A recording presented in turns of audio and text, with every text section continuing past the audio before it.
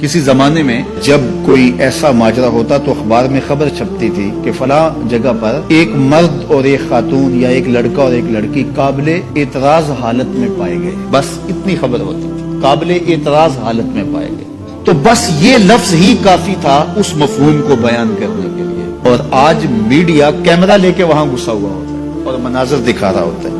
لفظ تو لفظ رہے، لفظوں میں بھی پردہ ہوتا تھا، لفظوں پر غلاف چڑھا کر کے وہ لفظ بیان کیا کرتے تھے. تو اب میڈیا گھسا ہوا ہوتا ہے، ایسے مناظر دکھا رہا ہوتا ہے، اور اس سے کیا ہوتا ہے کہ معاشرہ جو ہے وہ بے حیائی کی طرف بڑھتا چلا جاتا ہے.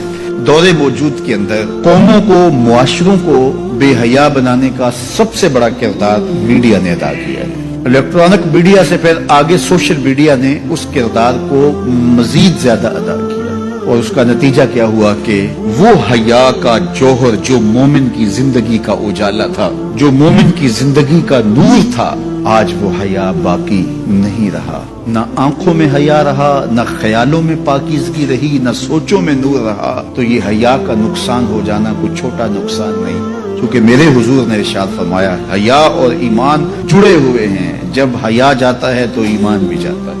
تو یہ اصطلاحات کہ جناب آنکھ کا پردہ ہوتا ہے اور دل کا پردہ ہوتا ہے، یہ ساری چیزیں مغرب کی طرف سے ہمارے اندر داخل کر دی گئی ہیں کہ اس قوم کو حیا کے جوہر سے خالی کر دیا جائے، کیونکہ وہ جانتے ہیں کہ ان کے رسول نے فرمایا ہے حیا اور ایمان لازم و ملزوم ہے، ان میں سے ایک رخصت ہوگا تو دوسری چیز بھی رخصت ہو جائے گی. تو یہ ان کو اگر کہا جائے کہ ایمان کو ترک کر دیا جائے تو یہ تو کبھی بھی نہیں کریں گے.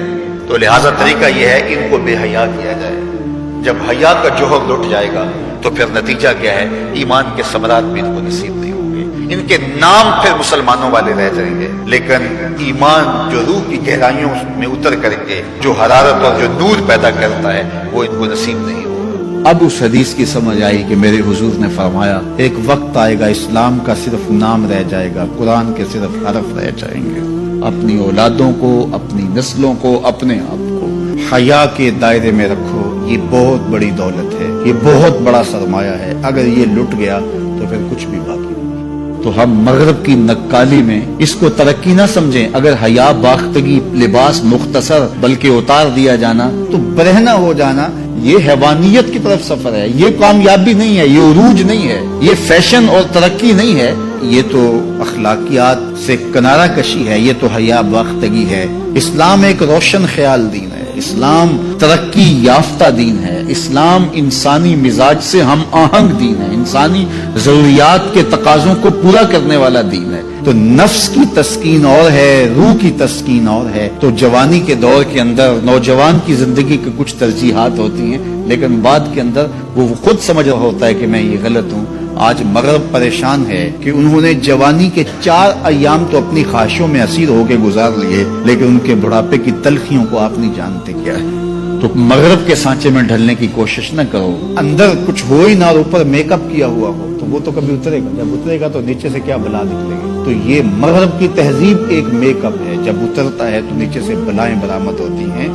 اور وہ بڑھاپے میں جا کے ان کی حالت دیکھو کہ وہ کتنی تلخ، عجیب اور پریشان کن زندگی گزار رہے ہیں. لیکن مومن کی زندگی میں بظاہر تلخیاں بھی ہوں، لیکن اس کا چہرہ روشن ہی آپ کو دکھائی دے گا اگر وہ اسلام کے دیے ہوئے اصولوں کے مطابق چلتا ہے. تو مشرق کو کبھی بھی مغرب کی نقالی نہیں کرنی چاہیے. مغرب تو اس مصیبت سے جان چھڑانا چاہتا ہے، لیکن ان کی معاشرت اس طرز کی بن گئی ہے کہ جان چھوٹنے نہیں پا رہی، اور جہاں سے وہ نکلنا چاہتا ہے وہاں سے ہم داخل کیوں ہونا چاہتے ہیں. تو میری بیٹی، میری بہن، تو مغرب کی بیٹی نہیں ہے، تو مشرق کی شہزادی ہے. تیرا برقع، تیری چادر، تیرا حجاب تیری آبرو کا پہرا ہے. جب تو سمٹتی ہے تو معاشرہ پھیلتا ہے. تیرا حیا ہی تیری زندگی کا تیور ہے اور یہی تیرا نور ہے. نوجوان کی آنکھوں کے شرم و حیا کے تلے عبادت کی لذت رکھی گئی ہے. اگر آپ چاہیں کہ عبادات میں لذت نصیب ہو، سجدے میں قرار نصیب ہو، اپنی نگاہوں کی حفاظت کر کے دیکھو. سجدے میں سرور آنا شروع ہو جائے گا، نمازوں میں لذت آنی شروع ہو جائے گی. تو اللہ ہمیں حیا کے جوہر سے مالا مال فرمائے. اس ویڈیو کو شیئر ضرور کیجئے، ہو سکتا ہے آپ کے ایک شیئر سے یہ بات کسی کے دل میں اتر جائے. جزاک اللہ.